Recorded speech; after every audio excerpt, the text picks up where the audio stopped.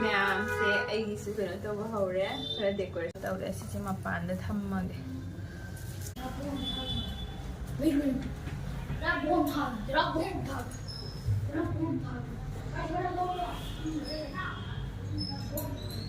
ꯑꯗꯣ ꯁꯤꯁꯦ ꯌꯦꯡꯉꯣ ꯑꯁꯤꯒꯤ ꯃꯤꯊꯥꯏꯁꯤꯁꯨꯅꯦ ꯑꯩꯈꯣꯏꯒꯤ hello everyone welcome to my channel इस्नाउ मैम कमाई कमाई तौनरीगे आई हंजिकसे हाइदी अयुक ngल्लेबको अयुक ngल्ली पुंग 3 मखाइरम तारे तो इरु थोपना लोरे हाइदी मपा ड्यूटी चटख्रेबको मपानदा मा ड्यूटी ngana चटपगी सुंगन हवले तो इरु माइथाना लोरे माय ब्रेकफास्ट पीगरे अदो अइगिदि चाद्रेबा इरु थोना लोरे लापता ngai पूजा तौना अदुदुना हजिसे चंगांग लोलगा खतंग थक्केने तवरेबको मैम दो हाइदी मथंग मथंग दो आइदी सिगे लेरे सिगे लेरे मैम ची चा लोनगी तवरीबको बॉयलर सिगे ओइना लोलगे सिने फई दो ngसीदि आइसे गाजर हलवा से इचानी पा जाम पामेबको गाजर हलवा से मा जाम पामे दो गाजर हलवा से तौगेने तवरीबको पोचले गाजर हलवा से तौगेने तवरी मपागिना हाइदी ngसीसे ब्रेकफास्ट मा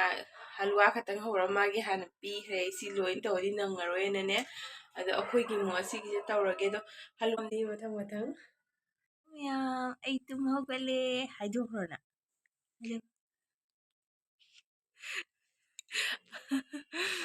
मैम लोरे ngसी हलवा से असिगे लेरेबको नि याम हाउब्रो खतंग हाउब्रो जबरदस्त हाउया मचा तो नंदी हाउब्रा माजू चारी यो ओस मचिंग लोइते चले हाउरबो अंदा फ्लाइंग किस तौरो अंदा फ्लाइंग किस तौरो संग्रबो हाय तौरो हाय तौरो जा जा तौबिरोन जा जा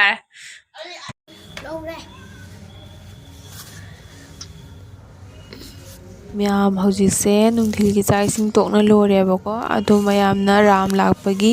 भगवान राम लाकपगी स्वागत तौबसिगा आइसु ngसीजे इमोइनुसु ओइबनिना हराव हरावना आइदुम पुन्ना अंगम खरा तौजरेबा अदुगिनेना दिया कसे थानगेना सिल्लांगना तविसे मैम जेंगमिनसिको ngसीदे मेरामेस ओइनसु चारेबको जेंगमिनसि मैम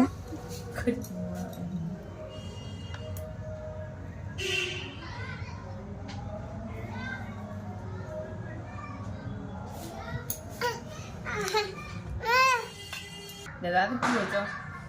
मुझे चुई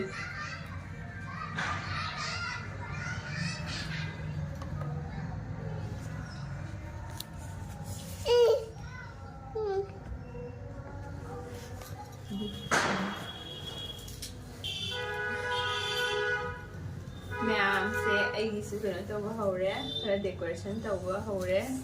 मैम डेकोरेशन का नतेदा सुम आइदी 100% गुमनी अंगांग जावबनिना कइसु ngamदेबको मैमना तौबा सुरगा आइसु दुम जावनिंगी दुदुगी तौरिनी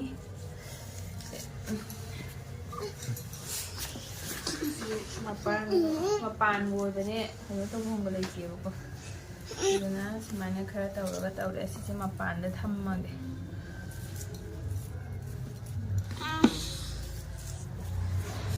lang ana ento gebuko mayamna ne langna basu uragane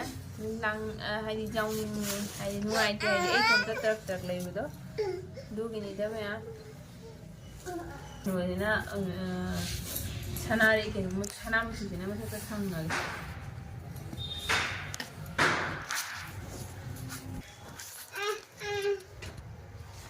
jahal lage da maya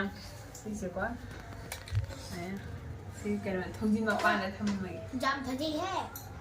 जा जा जा रुपा कनु ए वो गेम था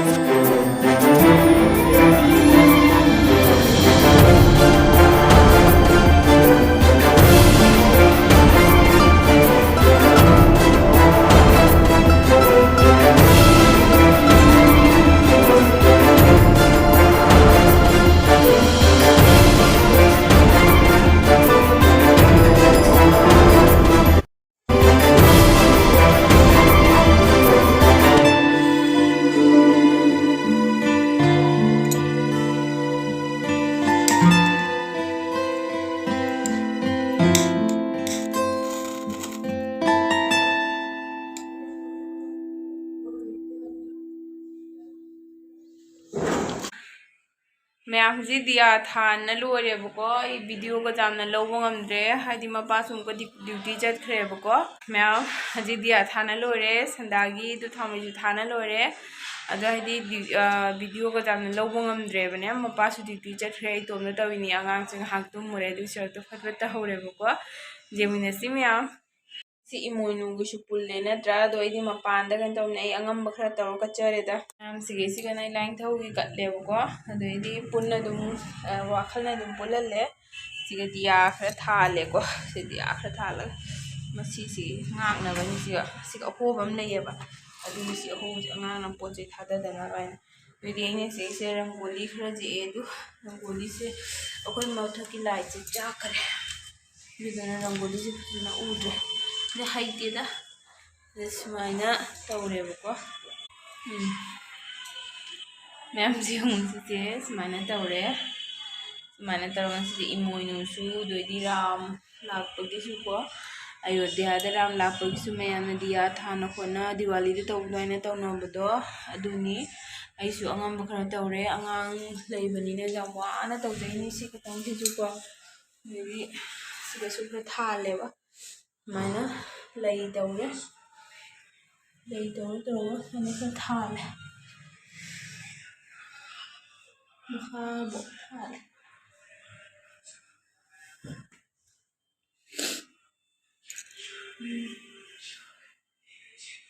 ꯊꯥꯜꯂꯦ ꯃꯌꯥꯝ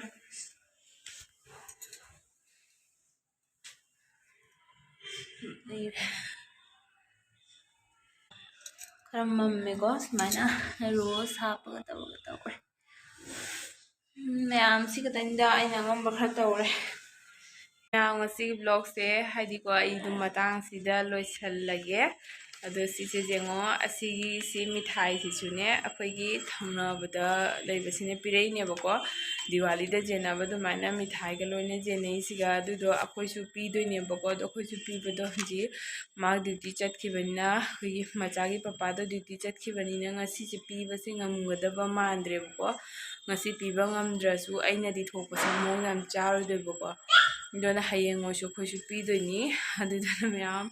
hadine harau bagi keno tawnai budo ado ngasi imoinu gisu oire ko mayam punama phajana harau te amna chaong aona tekta kaidana nungai afa boina khoi punama paminarsi ko didi ngasi vlog se matang sida losinjarge anobo isinau singna channel sibu support tawdadi support tawbiramo matam punamaktasu support tawbiko thank you mayam punamak dudi mathangi vlog tamu thengnarasi bye bye